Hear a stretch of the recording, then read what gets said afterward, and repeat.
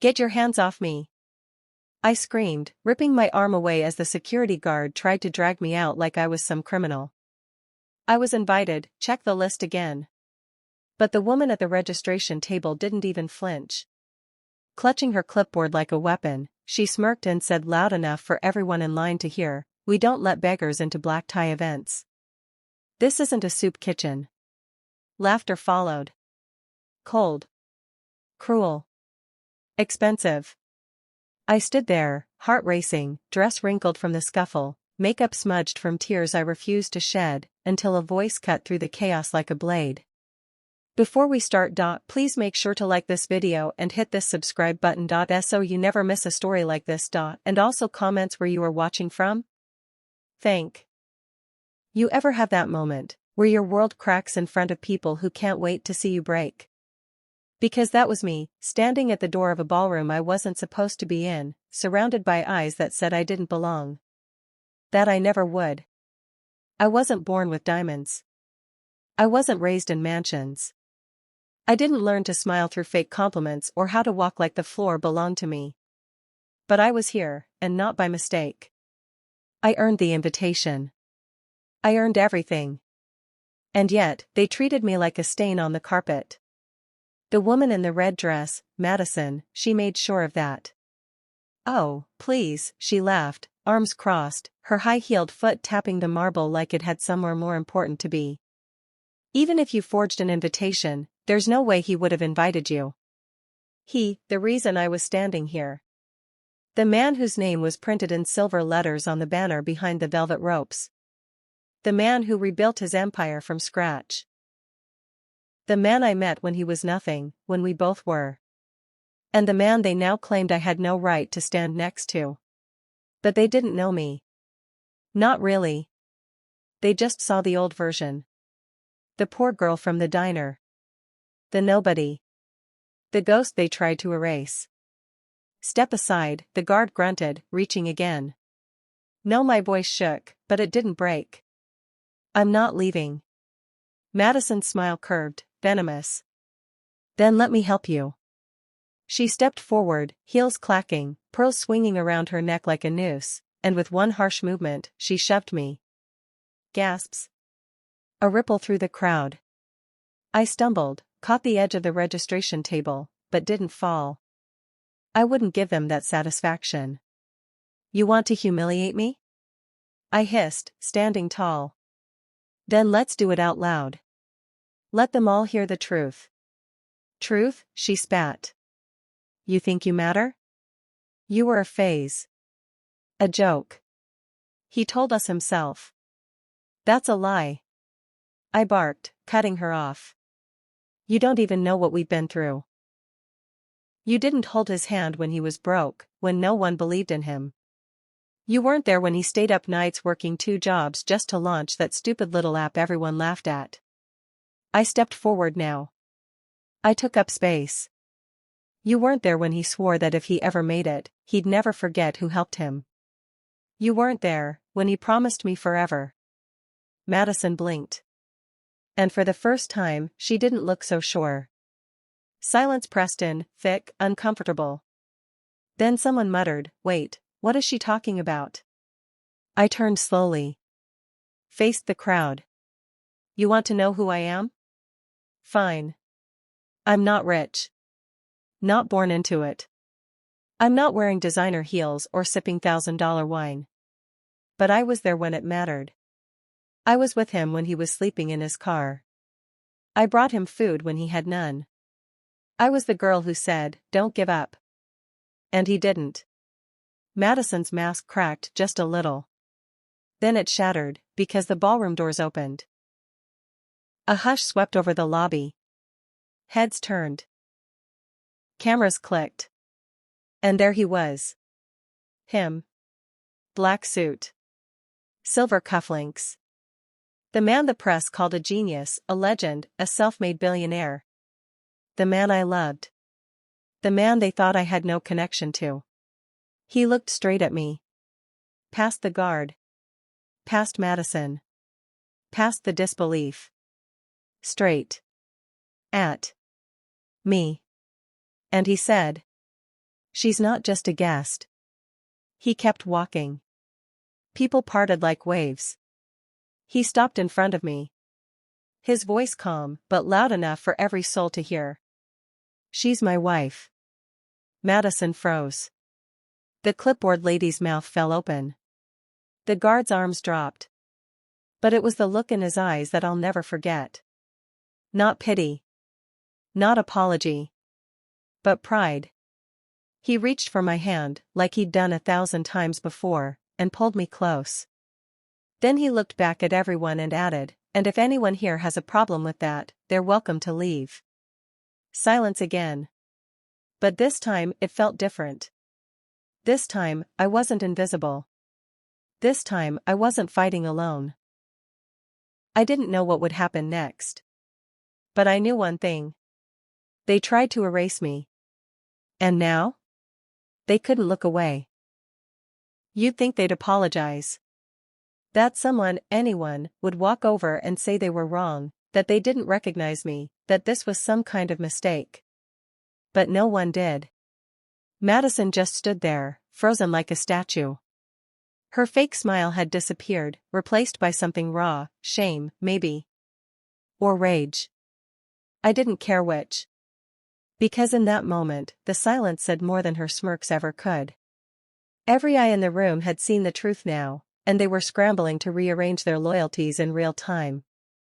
I held his hand tighter, but my voice stayed calm. You saw what they did. You heard what she said. So tell me, who really doesn't belong here? He didn't respond with words. He just turned to the guard, looked him dead in the eye, and said, "You touched my wife. You laid hands on her in my name. You're fired."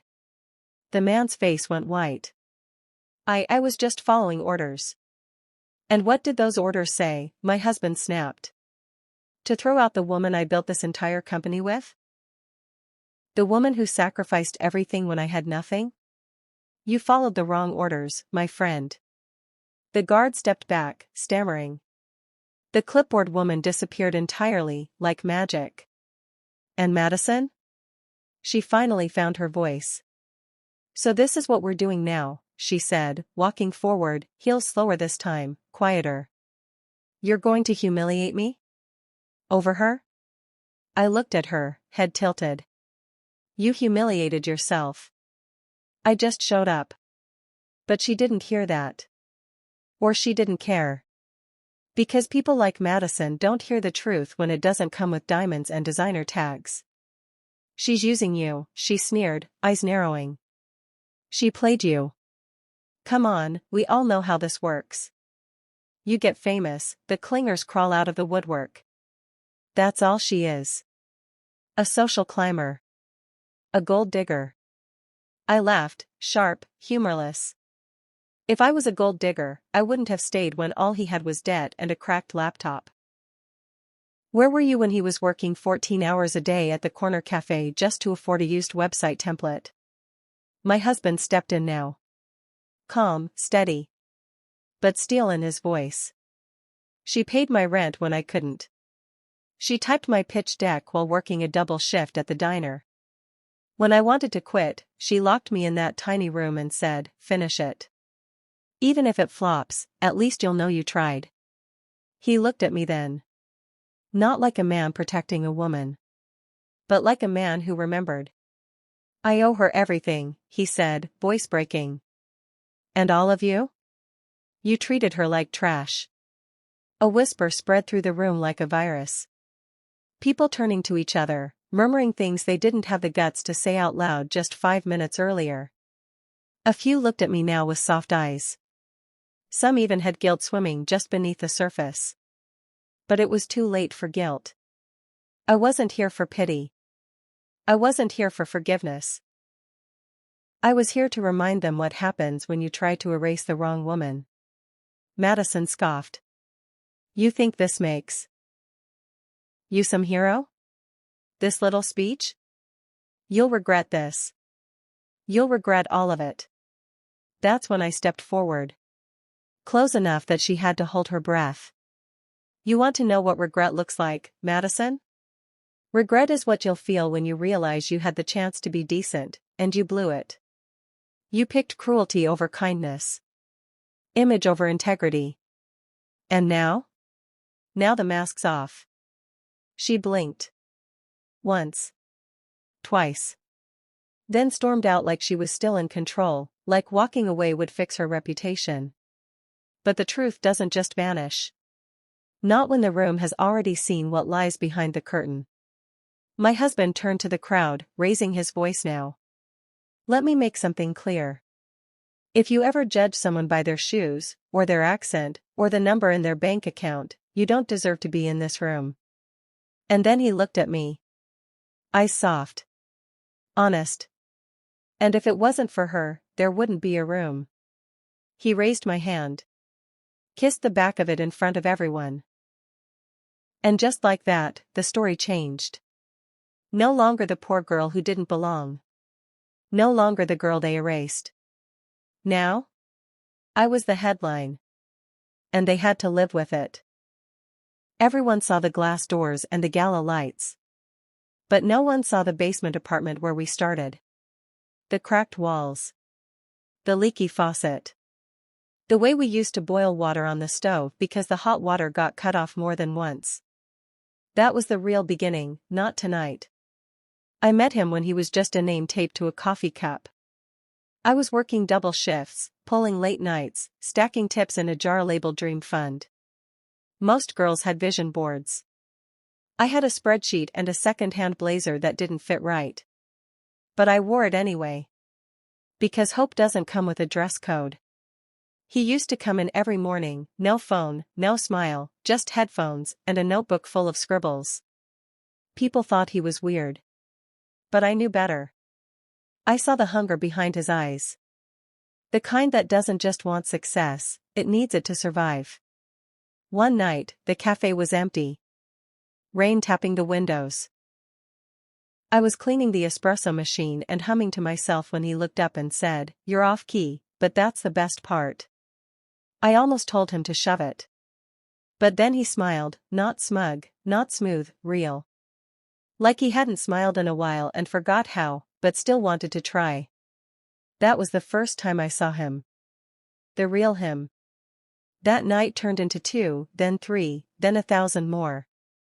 He'd bring his laptop, I'd bring extra fries.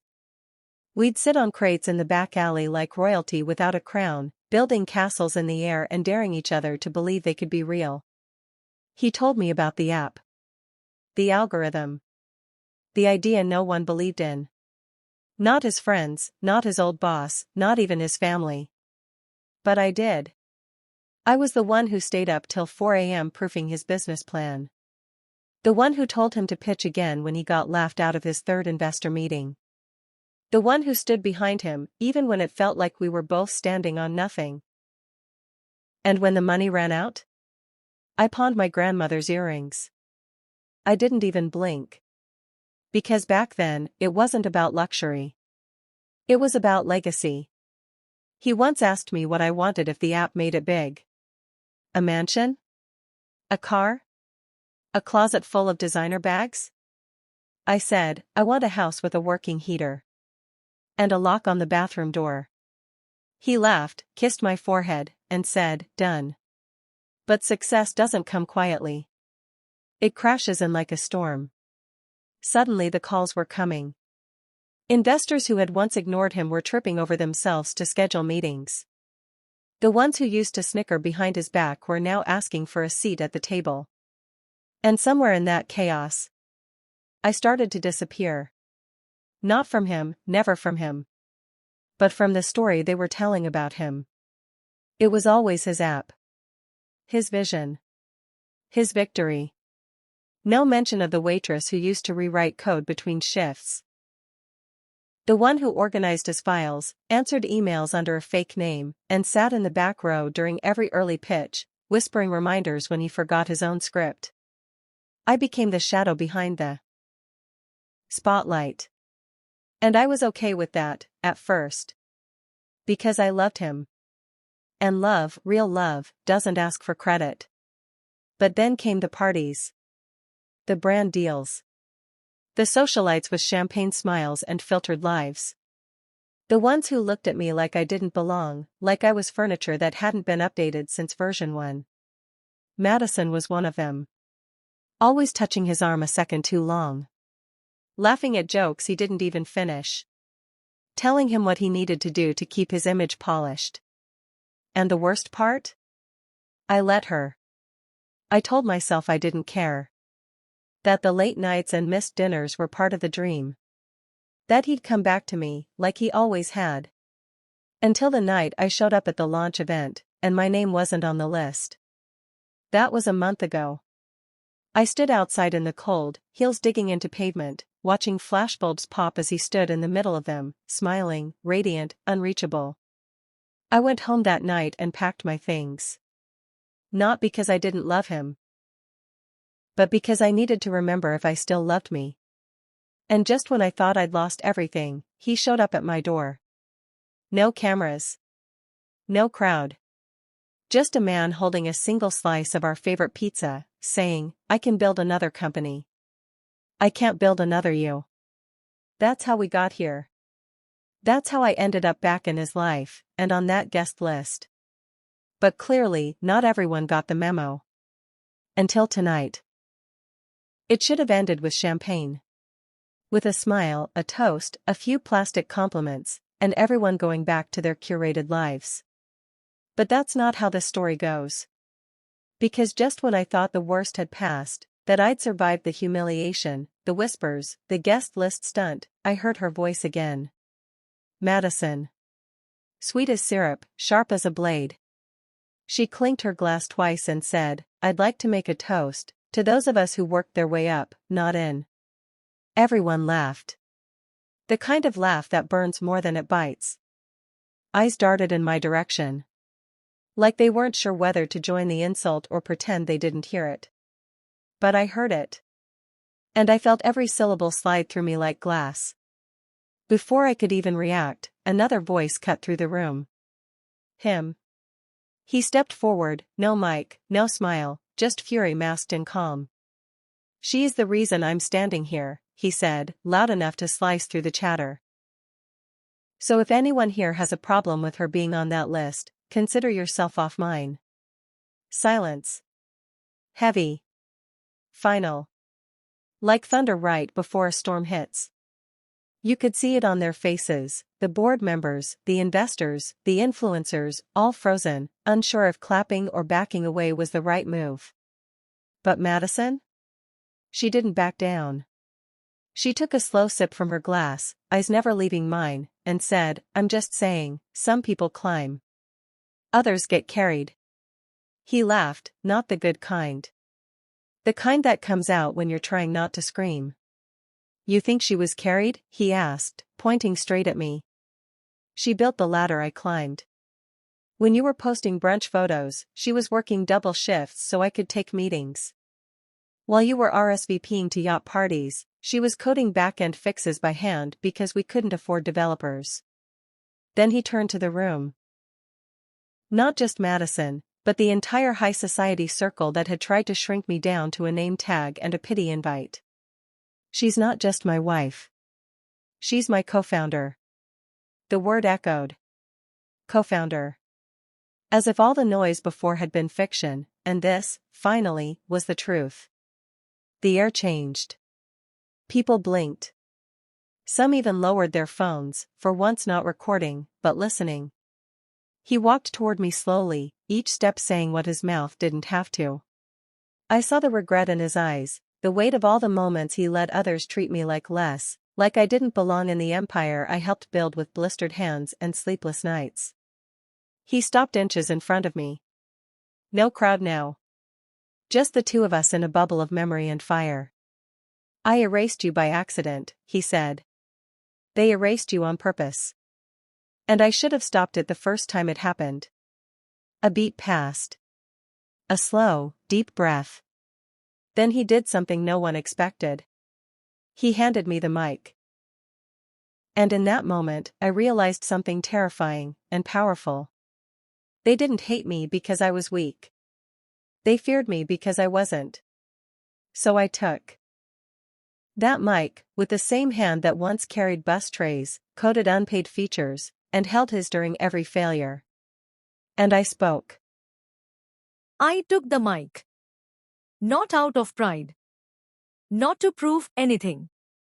But because after all this time, someone had to tell the real story. And it wasn't going to be told through filtered photos or designer gowns or quiet giggles behind wine glasses. My name is Elise, I said, my voice steady but shaking from everything beneath it. And no, I wasn't invited tonight. Not properly. Not officially. Because someone decided I didn't fit the image. That I'd embarrass the brand if I stood beside him. That I was just the girl from nowhere. I saw a few heads drop. I saw Madison's smile twitch. But I wasn't done. I didn't go to private school. I didn't intern for my father's company. I didn't grow up with a last name that opened doors. But I was the girl who walked 5 miles to the only tech lab in our town just to teach herself code. I was the girl who poured coffee for executives by day and built websites for strangers by night. I was the girl who slept on floors, skipped meals, and said yes to a dream no one else could see. I looked around the room. Dead silent. Some avoiding my eyes. Others locked in. I gave up comfort. I gave up approval. I gave up everything to help build this company. And the irony? The only thing I didn't get was a name tag at the front desk. A pause. But the kind that grows heavier, not lighter. I used to think silence was dignity. I continued, softer now. That if I just kept my head down and worked harder, eventually, respect would come. But silence only helped them erase me. Because if you don't speak your worth, someone else will define it for you. I turned toward Madison. Not with hate, but with clarity.